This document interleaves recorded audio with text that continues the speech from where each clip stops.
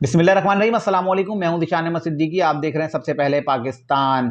कल पाकिस्तान तहरीक इंसाफ के social media जो प्रोपेगेंडा करते हैं सोशल मीडिया पर और यूट्यूबर्स, उनकी एक झूठी और मनगढ़ंत खबर, इस पर मैं बात करूंगा। इससे पहले मैं आता हूं चेयरमैन पाकिस्तान तहरीक इंसाफ के हवाले से खबर, जिसमें इस्लामाबाद हाई कोर्ट के चीफ जस्टिस साहब ने एक तहरीर हुक्मनामा जारी किया है, जिसमें उन्होंने वाज़े बता दिया है कि इमरान खान को साइफर केस में उम्र कैद या सजाए मौत हो सकती है।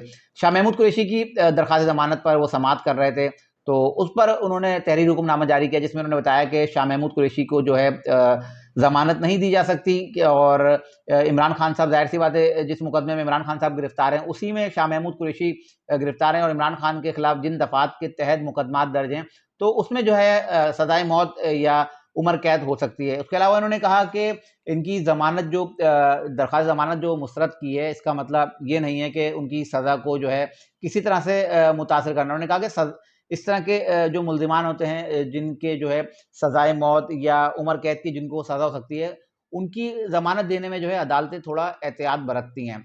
उन्होंने कह दिया कि क्योंकि शाह महमूद कुरैशी के जो वकील हैं, उन्होंने दरख्वास्त दायर की ना कि ये एक ड्यूटी और ऑफिशियल फ़राइज़ सर अंजाम देते हैं, उस दौरान जो है एक आर्टिकल 248 है, उसके तहत जो है ज़मानत दे सकते हैं।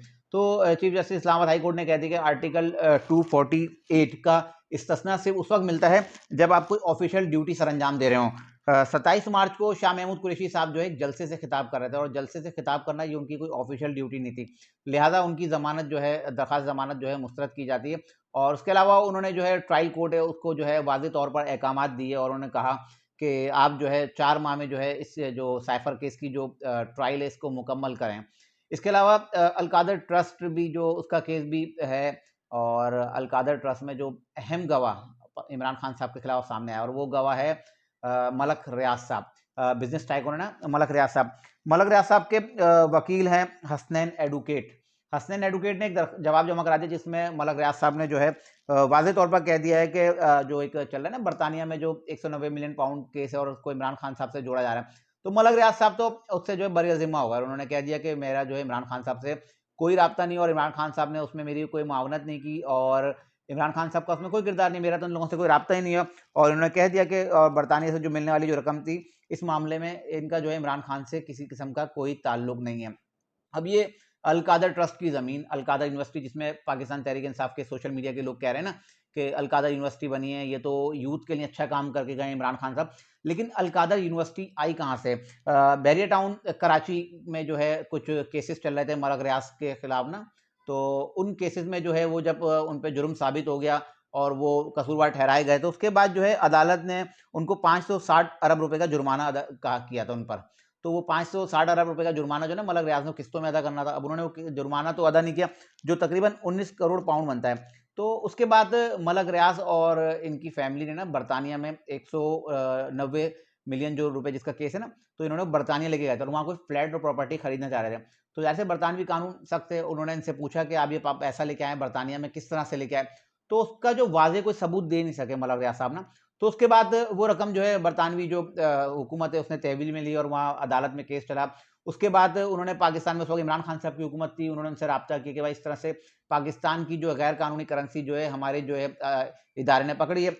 नेशनल क्राइम एजेंसी है उनकी, उन्होंने वो पकड़ी थी। तो उसके बाद जो है उस वक़्त इमरान खान की हुकूमत थी, तो उनके उस वक़्त मुशीर एहतसाब शहज़ाद अकबर साहब जो बड़ा एहतसाब करने चले थे, जो आजकल भागे हुए हैं और जिनका उनको अता पता ही नहीं है।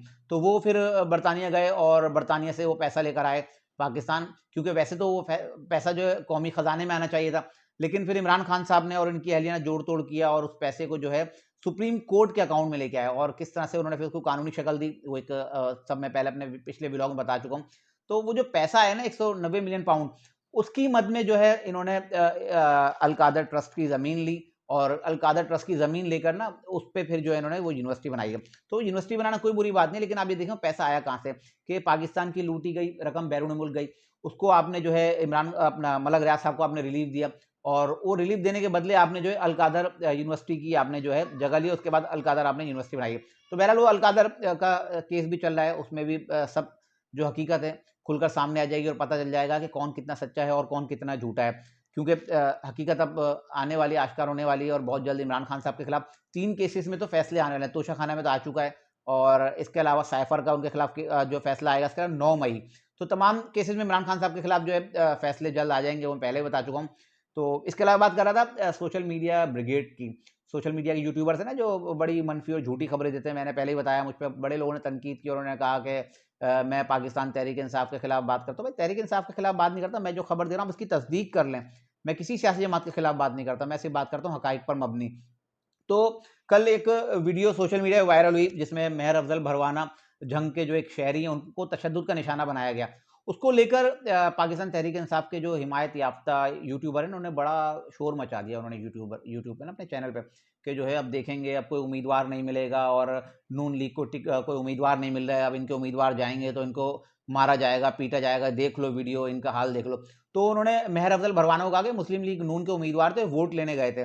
तो अब वो भी झूठा प्रोपेगेंडा था, अब खुल के सामने आ गया। डीपीओ जंग की जो है एक प्रेस कॉन्फ्रेंस सामने आ गई जिसमें उन्होंने बता दिया कि ये जो है जाती ज़मीन का झगड़ा था, ये रमाना और भरवाना फैमिली का आपस में कोई ज़मीन का डिस्प्यूट था, उसका झगड़ा था। तो कोई इनमें पैसे का लेन देन का कोई मामला था, तो उसमें जो है इनको तशद्दुद का निशाना बनाया गया था। इसमें जो है 3 मुल्जिमान जो है बाकायदा गिरफ्तार हो गए। मेरे पीछे अगर आप देखेंगे तो आपको एफआईआर का अक्स भी दिखेगा जिसमें बाकायदा जो है इन तीनों मुल्जिमान के जो है नाम है। बाकी लोगों की गिरफ्तारी के लिए जो है कोशिशें की जा रही हैं। तो ये एक झूठ था ना जो इन यूट्यूबर्स ने फैलाया कि मुस्लिम लीग नून के उम्मीदवार हैं और ये गए थे वोट लेने और इनको जो है बरहना करके जो है तशद्दुद का निशाना बनाया गया। तो वीडियो भी आप देख रहे होंगे मेरे पीछे अगर चल रही है तो ये वीडियो भी देखें कि किस तरह से इन पर तशद्दुद किया है। ये एक जाती ज़मीन के लेन देन का मामला था। पाकिस्तान मुस्लिम लीग नून का कोई उम्मीदवार नहीं था और किसी भी सियासी जमात को कहीं भी कोई दिक्कत का सामने, हाँ अलबत्ता एक जगह है वो केपीके के, क्योंकि वहाँ पख्तून कौम है, हमारे भाई हैं, वो बड़े गयूर होते हैं और वो जिसके साथ खड़े हो जाते हैं। तो केपीके में सिर्फ इन सियासी जमातों के लिए मुश्किलात होंगी क्योंकि वहाँ इमरान खान साहब के सपोर्टर जो हैं वो भरपूर तौर पे जो इमरान खान साहब के साथ खड़े हुए हैं। कल शेर अफजल मरवत साहब ने भी जो है प्रेस कॉन्फ्रेंस की है और उन्होंने बताया कि अब हम जो है बड़ा सरप्राइज देंगे और कुछ अहम शख्सियात जो है अब पाकिस्तान तहरीक इंसाफ में शामिल होगी। केपीके में इनको टफ टाइम मिल सकता है, जो मैं पहले बता भी चुका हूँ अपने पिछले व्लॉग में। हो सकता है केपीके के इंतखाबात शायद मुलतवी कर दिए जाएं। तो ये कुछ चीज़ें हैं जो केपीके में मुश्किलात पैदा कर सकती हैं दीगर सियासी जमातों के लिए, खासतौर पर पाकिस्तान मुस्लिम लीग नून और पीपल्स पार्टी के लिए, क्योंकि वहाँ पाकिस्तान तहरीक इंसाफ का पलड़ा इस वक्त भी जो है बहुत भारी है। बाकी पंजाब और दीगर जगहों के हवाले से खबरें सोशल मीडिया पर मनफी प्रोपेगेंडा चलाया जा रहा है, वो सब झूठ और मन गढ़ंत है। ये थी कुछ खबरें जिसके साथ मैं हाजिर हुआ था। इंशाल्लाह मजीद खबरों और नई तस्वीर फिर हाजिर हूँ, तब तक के लिए इजाज़त दीजिए। अल्लाह हाफिज़।